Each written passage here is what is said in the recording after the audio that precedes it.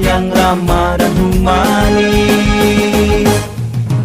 Jadilah polisi pelayan prima, wujudkan polisi anti KKN, hilangkan segala bentuk kekerasan. Saatnya polisi